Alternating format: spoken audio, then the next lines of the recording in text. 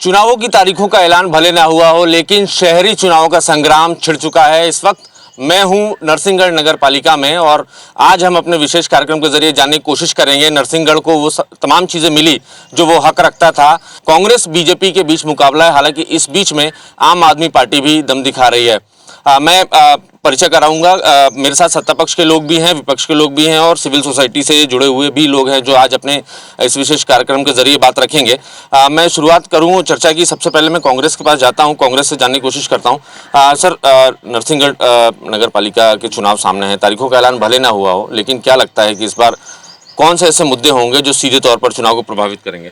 नरसिंहगढ़ नगर पालिका में तो मुद्दे तो बहुत ही हैं साहब, और शासन की जितनी जन कल्याणकारी योजनाएं आई थी वो सार्थक सिद्ध नहीं हुई। जिस प्रकार मैं आपको बताना चाहता हूं कि नल जल योजना में मध्य प्रदेश शासन ने कुछ चुनिंदी नगर पालिकाओं को जलवर्धन योजना के अंतर्गत 24 करोड़ रुपए हमको दिए, 23-24 करोड़। उसमें नगर पालिका में आज पानी की व्यवस्था देखिए। आप पार्वती डैम पे जाइए और पार्वती डैम पे बैराज, मतलब पूरी पार्वती में एक बूंद पानी नहीं है। अब आप बताइए कि 40,000 जनता को कैसे हम शासन की योजना को सफल बताएंगे कि ये योजना सफल हुई। ये साहब क्या है, जो नल जल योजना थी उसमें बड़े स्तर पर घोटाला हुआ है। मतलब ये मानो आपकी अगर अपन अभी नल जल योजना की पाइपलाइन चेक कर, चालू नहीं करी, चेक करने में जगह जगह विस्फोट हो रही हैं। मतलब नल जल योजना पूरी तरह फेल बीजेपी शासन में हो चुकी है। और दूसरी बात, नल जल योजना में जो कनेक्शन देते थे उनके 80 रुपये प्रति महीने लगते थे, आज स्थिति है 200 रुपये महीने। तो ये सबसे बड़ा संकट 80 रुपये और 200 रुपये के बीच का है। सर, आपने सुना होगा विपक्ष के लोगों का क्या कहना है। 10% लोगों को फायदा हो रहा है, ऊपर से टैक्स जो जलकर है वो इतना ज्यादा लग रहा है। बड़ा संजीदा मसला है जी। सबसे पहले तो आपने जो पहले सवाल किया था कि नरसिंहगढ़ को जो हक मिलना था विकास में वो मिला कि नहीं, तो मैं आपको याद दिलाना चाहूँगा कि हमारे जिले के मुख्यमंत्री थे दिग्विजय सिंह जी, जो 10 साल मुख्यमंत्री रहे। तो मैं इनसे पूछना चाहूँगा कांग्रेसियों से कि 10 साल मुख्यमंत्री रहे, उनने क्या करा नरसिंहगढ़ के लिए। उनके भाई 15 साल सांसद रहे, उनने क्या करा नरसिंहगढ़ के लिए, तब क्या विकास किया। ये जो निर्णय लिया है 80 रुपये से 200 करने का, ये कांग्रेस शासन के टाइम लिया गया है और उस टाइम जो भाजपा का नगर परिषद है उसका कार्यकाल खत्म हो गया था। तो ये जो जल का वृद्धि हुई है ये कांग्रेस के शासन के टाइम में जो प्रशासक रहे हैं उनने बढ़ाई है। ये मैं क्लियर करना चाहता हूँ। तो उस वक्त कांग्रेस के जनप्रतिनिधि जो भी पार्षद रहे हैं, इसका विरोध हुआ था कि नहीं हुआ था? नहीं, परिषद आप समझो, जलवर्धन जो योजना है ये योजना मध्य प्रदेश शासन की है ही नहीं, है ना। ये केंद्र सरकार की योजना है और ये एक कंपनी का ठेका है जिसपे कि मध्य प्रदेश शासन या नगर परिषद वो नहीं कर सकती। और मूलतः जलवर्धन योजना की नरसिंहगढ़ में ज़रूरत ही नहीं थी। यहाँ पे जो वाटर लेवल है, जो जल स्तर है वो बहुत अच्छा था, तो यहाँ सुचारू रूप से पानी की व्यवस्थाएं यूं भी चल रही थी। वही पैसा जो जलवर्धन योजना में लगा, अगर उस टाइम की परिषद यहाँ से प्रस्ताव पास करके मध्य प्रदेश शासन को भेजती और वो दिल्ली जाता, तो वही 24 करोड़ रुपए अगर दूसरी जगह लग जाता तो दूसरे विकास कार्य होते। तो हमारा प्रयास ये है, माननीय विधायक महोदय का प्रयास ये है कि इस जो 80 रुपये है ये पुनः 80 रुपये हो। लेकिन ये जो 200 रुपये किए थे ये जल आवर्धन जो योजना थी उसके एग्रीमेंट के तहत किए गए थे। जल आवर्धन योजना के समय यहाँ कांग्रेस के विधायक थे, कांग्रेस के विधायक को ये सब चीज़ें देखना थी। 15 महीने का कांग्रेस का कार्यकाल था। क्या कारण था कि इस 15 महीने के कांग्रेस के कार्यकाल में कांग्रेस ने एक भी बात को मुद्दे के रूप में नहीं उठाया। जहाँ तक दूसरी नल के 80 रुपये से 200 करने की बात है, तो जैसा अभी हमारे नेताओं ने बताया, उस समय कांग्रेस की सरकार थी, प्रशासक बैठा था। हमारी नगर पालिका 7 जनवरी को उसका कार्यकाल समाप्त हो गया था, तब तक 80 रुपये ही था। ये प्रशासक के द्वारा किया गया है। माननीय विधायक जी विधानसभा में भी अधिकारियों से भी लगातार प्रयासरत हैं कि वो वापस 80 रुपये हो। ये जलवर्धन योजना 24 करोड़ की है, ये एक तरीके से फेल है। पूरा शहर जानता है, सब लोग जानते हैं कि सब परेशान है। परंतु महाराज कौन साहब राजवर्धन सिंह जी ने इस शहर को जल विवर्धन योजना के अंतर्गत जो दिया था, पहले जो पानी जो आ रही है आज पुरानी लाइनों में, वो माननीय राजवर्धन सिंह जी की, माननीय दिग्विजय सिंह जी जब मुख्यमंत्री, जब कांग्रेस में थे, वो जब वो योजना चालू करी जलवर्धन, और आज भी सफल है। इसी प्रकार दूध डेयरी का काम भी हुआ था उस टाइम माननीय दिग्विजय सिंह जी के टाइम, जो आज दूध डेयरी इतनी बड़ी बनी हुई है। सड़कें माननीय लाल भंडारी जी ने, जब उसके बाद फिर विधायक भंडारी जी विधायक बने थे बाद में सन 93 में 94 में, तो पूरे शहर में सड़कें उन्होंने एडवांस में उधार पूरी रोडों की सड़कें शहर की बनवा दी थी। तो ये कांग्रेस शासन की भी उपलब्धियां भी रही बहुत सारी। नहीं बिल्कुल ऐसा हो नहीं सकता, 10 साल मुख्यमंत्री रहे। समस्या है यहाँ पर। हाँ, बताइए, बोलो। सर, नगर में तो वैसे कोई समस्या ही नहीं है। समस्या सिर्फ पत्रकारों को दिखती है, चुनाव पीरियड में नेताओं को दिखती है, क्योंकि आज तक शहर की जनता ने कभी आंदोलन या कभी अपनी बात ही नहीं रखी। जब बात नहीं रखी कि समस्या कहाँ से आएगी। तो आप रखिए ना बात जल आवर्धन योजना की 80 से 200 और 200 में 50 पेनल्टी, यानी 25% टैक्स। ये कहाँ के उसमें लिखा? आप बताओ, बैंक देती है कि पोस्ट ऑफिस देता है या और कोई 25% टैक्स वो ले रहा है क्या ब्याज? लेकिन नरसिंहगढ़ नगर पालिका में वसूला जा रहा है।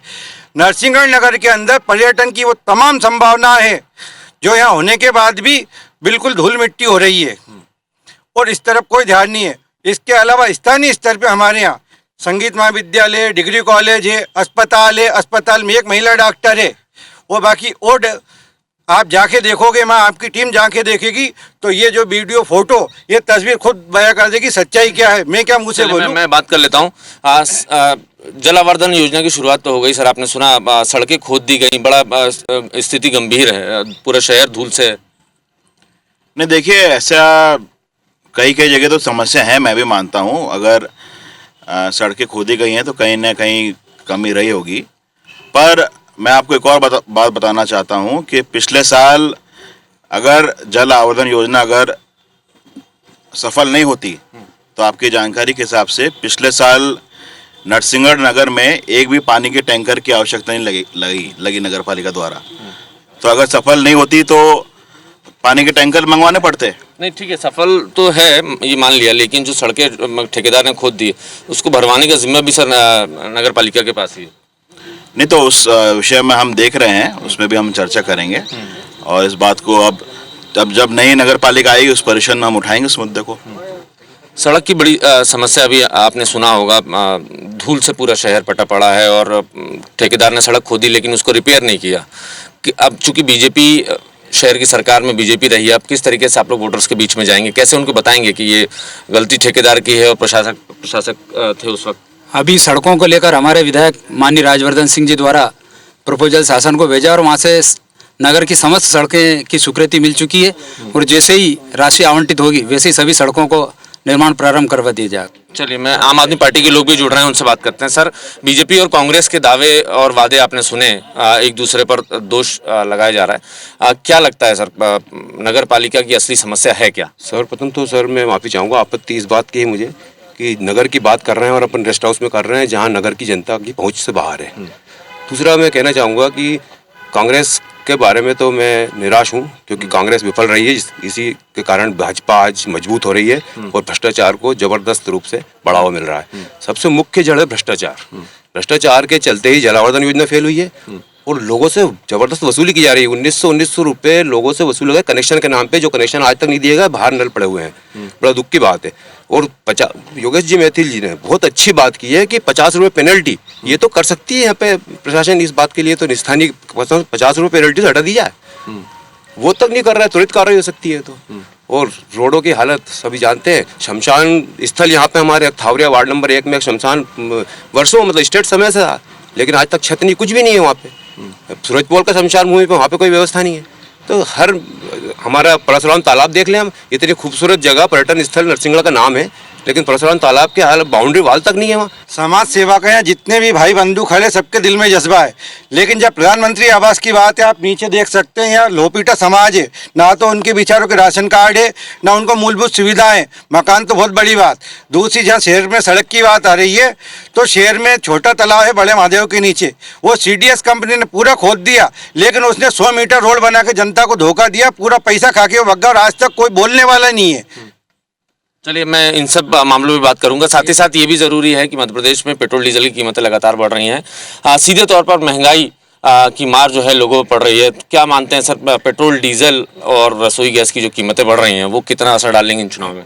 तो शुरुआत में ही आपने कहा था कि अभी चुनाव की घोषणा नहीं हुई है। सबसे बड़ी बात तो यह है कि भारतीय जनता पार्टी के कार्यकर्ता, इनके विधायक और इनका मुख्यमंत्री आम जनता के बीच में जाने से डर रहे हैं। ये सोच रहे हैं कि हम किस मुंह से जनता के बीच में जाएं। पिछले 10 सालों में नगर पालिका में इतना ज्यादा भ्रष्टाचार लिप्त हो चुका है कि भ्रष्टाचार में नगर पालिका गड़ चुकी है। यह भ्रष्टाचार में गड़ चुकी है नगर पालिका, इसलिए डर रहा है। आज चुनाव, कल चुनाव, इनके कार्यकर्ता ये मुख्यमंत्री जी से मना कर रहे हैं कि साहब हम इनके कुकर्मों को हमको वो उठाना पड़ेगा, इसलिए नगर पालिका में चुनाव में जाने से इनके कार्यकर्ता डर रहे हैं। पिछली बात हो रही है कि 70 सालों में कांग्रेस ने क्या किया, ये इनका ये कहना है कि 70 सालों में कांग्रेस ने क्या किया। तो मैं यही कह रहा हूँ, जो चीजें ये लोग आज जो बेच रहा है 70 सालों में कांग्रेस ने वही किया है जो चीजें आज ये बेच रहा है। कुछ युवा जुड़ रहे हैं मेरे साथ। ये कहना चाहूंगा कि यहाँ पर कांग्रेस ने भी शासन किया है, बीजेपी में शासन किया है, लेकिन यहाँ पर राजनीतिक प्रतिस्पर्धा आज तक नहीं रही है। खाली बस चुनाव के टाइम यहाँ पर लोग देखते हैं।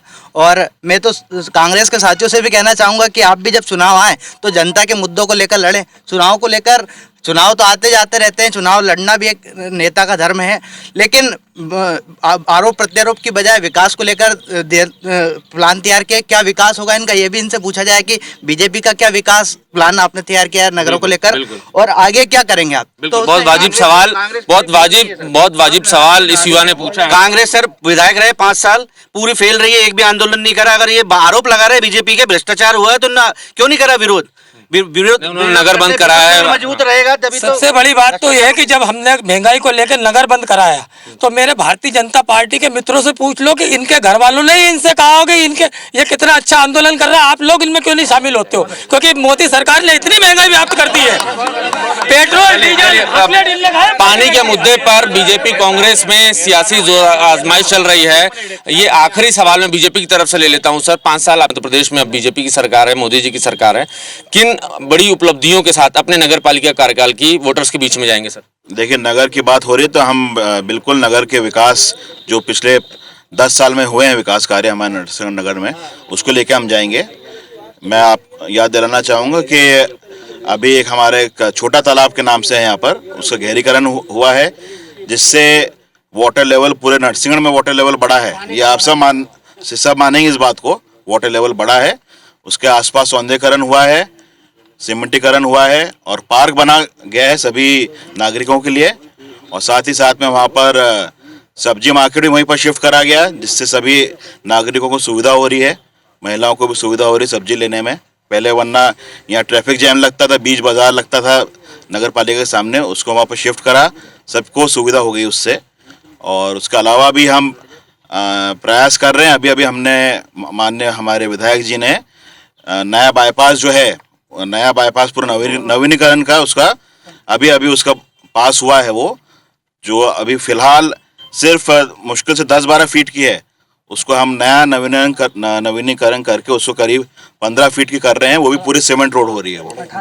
चलिए, बीजेपी और कांग्रेस के बीच में सियासी तकरार लगातार जारी है। हालांकि चुनाव की तारीखों का ऐलान नहीं हुआ है, लेकिन दोनों ही पार्टियों के दावे हैं कि शहर में उन्हीं की सरकार बनेगी। तमाम अपने एजेंडों के साथ वोटर्स के बीच में पहुंच रहे हैं। फिलहाल मुझे दीजिए इजाजत, देखते रहिए IBC 24। नमस्कार।